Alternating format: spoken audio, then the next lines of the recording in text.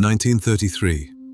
A Swiss astronomer named Fritz Zwicky is studying a massive cluster of galaxies known as the Coma Cluster. Thousands of galaxies, all bound together by gravity. But Fritz isn't interested in how the cluster looks. He wants to know something simpler. How much does it weigh? You can't put a galaxy cluster on a scale, so he uses gravity itself. The stronger the pull, the more mass must be present. At least, that's what he expects. But galaxies inside the Coma Cluster are moving fast, too fast. By the physics Zwicky knows, some of them should have escaped the cluster long ago.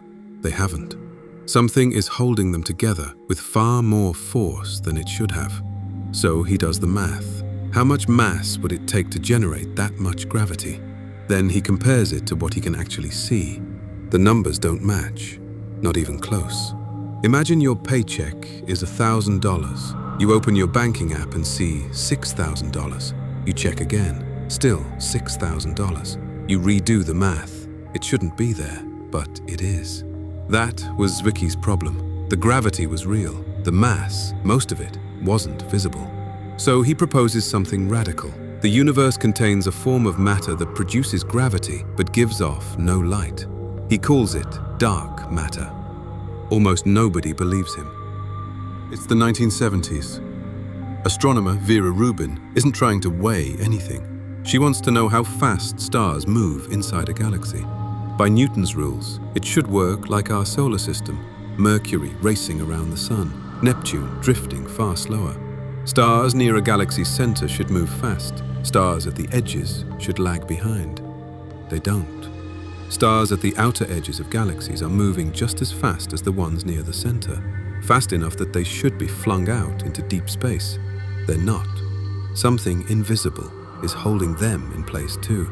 Two scientists, 2 different decades, 2 completely unrelated questions. And somehow, the same missing mass keeps showing up. At this point, dark matter has stopped being a strange idea on the fringe of astronomy.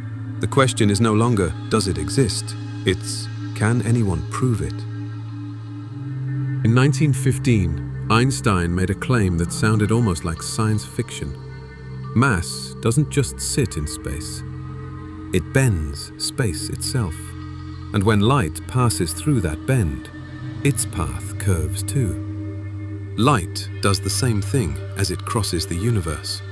This gave astronomers something Zwicky and Rubin never had.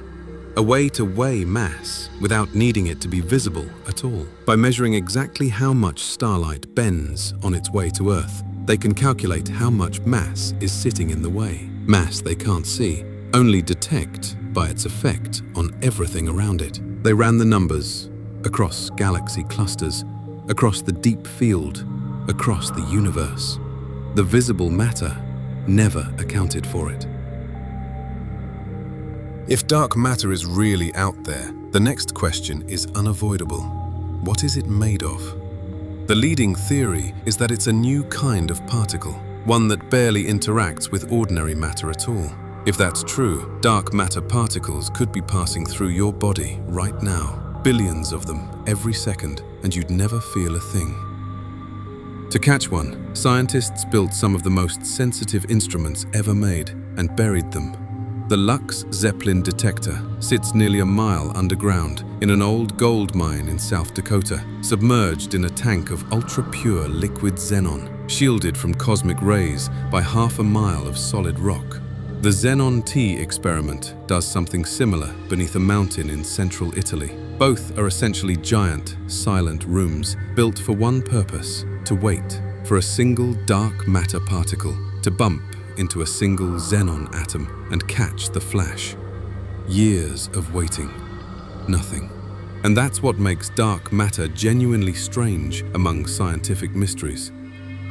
Everything you have ever seen, touched, or stood on, every star, every planet, every galaxy, every human being who has ever lived, makes up about 5% of the universe.